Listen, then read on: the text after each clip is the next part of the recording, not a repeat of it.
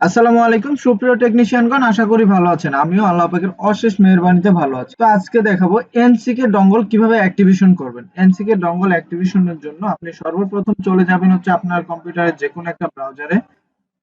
যাওয়ার পরে এখানে সার্চ করবেন gsmalo.com।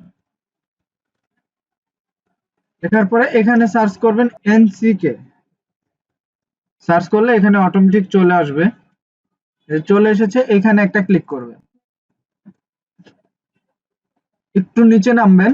নিচে নামার পরে এখানে আরইএফ কোডটা আপনি দিবেন হচ্ছে AR6004 এবং নিচে সিরিয়াল নাম্বার এখানে আপনার এনসিকে প্রো ডঙ্গলের যে এসএন নাম্বারটি আছে মানে সিরিয়াল নাম্বার ওইটা এখানে দিবেন। তো আমি এটা কপি করে নিয়ে আসতেছি, দিয়ে দিব। এখান থেকে কপি করব এবং এখানে পেস্ট করে দিব। আরইএফ কোড যেটা এটা অবশ্যই দিতে হবে। তারপরে আপনি অ্যাড টু কার্ডে ক্লিক করে দিবেন। তারপরে চেক আউটে ক্লিক করে দিবেন।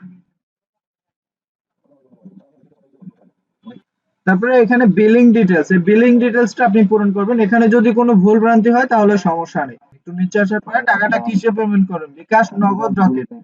আমি বিকাশে দিব, তাই বিকাশ সিলেক্ট করলাম এবং যেই নাম্বার থেকে টাকাটা পাঠাইছি ওই নাম্বারটা দিয়ে দিলাম এবং ট্রানজাকশন আইডিটাও দিয়ে দিলাম।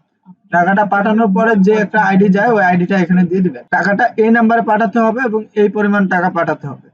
তারপরে একটু নিচে নামার পরে যে এখানে টিক চিহ্ন দিয়ে এখানে প্লেস অর্ডারে ক্লিক করে দিবেন।